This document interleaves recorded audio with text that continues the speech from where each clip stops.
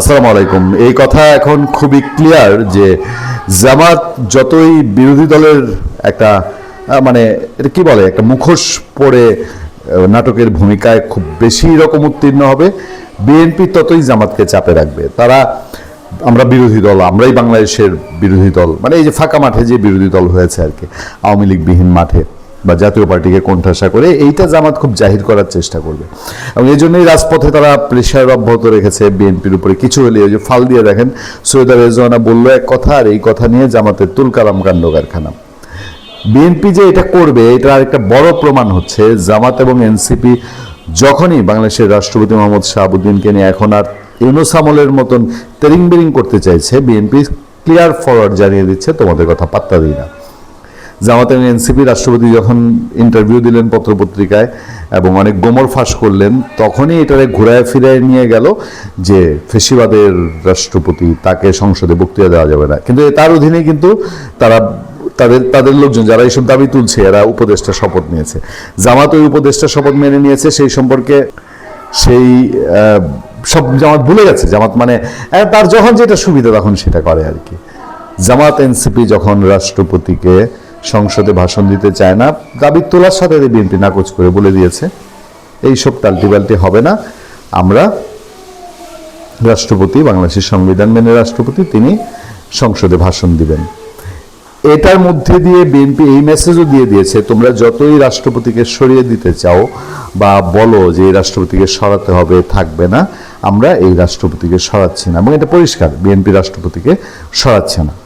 যদি সরানো রাষ্ট্রপতিকে বিষয় আসেও সেটা আরো অনেক পরে, মানে এখনকার এই যে জামাত এনসিপির নাচানাচি যখন থামবে, তারপরে যদি বিএনপি একক সংখ্যাগরিষ্ঠতা নিয়ে ক্ষমতায় এসছে, তার অনেক মানে সিনিয়র নীতি নির্ধারক আছেন যারা রাষ্ট্রপতি হওয়ার যোগ্য হতে চান এবং নিজের দলের মতাদর্শের বাইরে একজন মানুষ রাষ্ট্রপতি রেখে দিবেন, এটা তো বিএনপির জন্য একটু অবশ্যই বিএনপির যারা একেবারে ডাইহার্ট নীতি নির্ধারক তাদের জন্য একটু অস্বস্তিকর। কিন্তু সম্প্রতি যেসব অবস্থা, আমাদের সামনে যেসব পত্রপত্রিকার রিপোর্ট আছে সেগুলোতেও বলা হচ্ছে, বিএনপির স্থায়ী কমিটির সদস্য সালাউদ্দিন আহমেদ স্বরাষ্ট্রমন্ত্রী তিনিও জানিয়েছেন যে রাষ্ট্রপতি পরিবর্তন ইস্যুতে কোনো আলাপ আলোচনা তাদের মধ্যে হয়নি। অর্থাৎ এই বিষয়টায় বিএনপির দিক থেকে পুলিশ স্টপ, বিএনপি রাষ্ট্রপতি সরাবে না।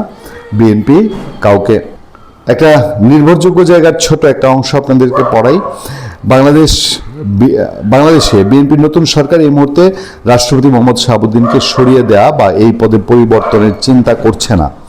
রাষ্ট্রপ্রধানের পদে পরিবর্তনের প্রশ্নে সরকারি নীতি নির্ধারণী পর্যায়ে এখনো কোনো আলোচনা হয়নি বলেই সংশ্লিষ্ট একাধিক সূত্র জানাচ্ছে। নিশ্চিত এটা, এমনকি বিএনপির কারা রাষ্ট্রপতি হতে পারেন অনেক নাম দিয়েও এর মধ্যে খবরাখবর প্রকাশ হয়েছে, সোশ্যাল মিডিয়া আলাপ হয়েছে। যদিও বিএনপির নীতি নির্ধারণী পর্যায়ের একাধিক নেতা তারা বলছেন বর্তমান রাষ্ট্রপতির মেয়াদের এখনো অনেকটা সময় বাকি আছে, ফলে সংবিধান অনুযায়ী এখনই রাষ্ট্রপতি নির্বাচনের বিষয় নেই।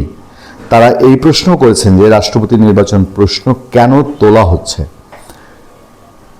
সংবিধান বিশেষজ্ঞরা বলছেন যেহেতু মেয়াদ রয়েছে, সেখানে মোহাম্মদ শাহাবুদ্দিন যদি পদত্যাগ না করেন বা তাকে অভিশংসন বা অপসারণ করা না পর্যন্ত নতুন রাষ্ট্রপতি নির্বাচনের আইনগত সুযোগ নেই। আচ্ছা, এরপরে এইসব দাবি দেওয়ার প্রেক্ষিতে রয়েছে রাষ্ট্রপতি পরিবর্তনের প্রশ্নে বিএনপির শীর্ষ নেতা ও প্রধানমন্ত্রী তারেক রহমান এখনও তাদের শীর্ষ পর্যায়ের অন্য নেতাদের সঙ্গে আনুষ্ঠানিক কোনো আলোচনা করেননি বলে জানা গেছে। দলটির স্থায়ী কমিটির সদস্য স্বরাষ্ট্রমন্ত্রী সালাউদ্দিন আহমেদ বিবিসি বাংলাকে বলেছেন বিষয়টি নিয়ে তাদের মধ্যে কোনো আলোচনা হয়নি। সরকারি নীতি নির্ধারক পর্যায়ের আরেকজন নেতা মন্তব্য হচ্ছে, জুলাই গণঅভ্যুত্থানে আওয়ামী লীগের শাসনের পতনের পর সেই আন্দোলনের নেতৃত্বের একটা অংশ রাষ্ট্রপতির পদ থেকে মোহাম্মদ শাহাবুদ্দিনের পদ থেকে দাবি তুলেছিল। বিএনপি নেতাদের অনেকের ধারণা সদ্য বিদায় নেওয়া অন্তর্বর্তী সরকারের একটা অংশ এই দাবির পেছনে ছিল। সে সময় সংবিধান রাখার কথা উল্লেখ করে বিএনপি প্রকাশ্যে অবস্থান নিয়েছিল রাষ্ট্রপতি পদ থেকে দাবির বিপক্ষে এবং বিএনপি এখনও সেই অবস্থানেই রয়েছে। ভালো থাকবেন, সুস্থ থাকবেন। আপনাদের সাথে আমি আতিক রহমান, পূর্ণিয়া।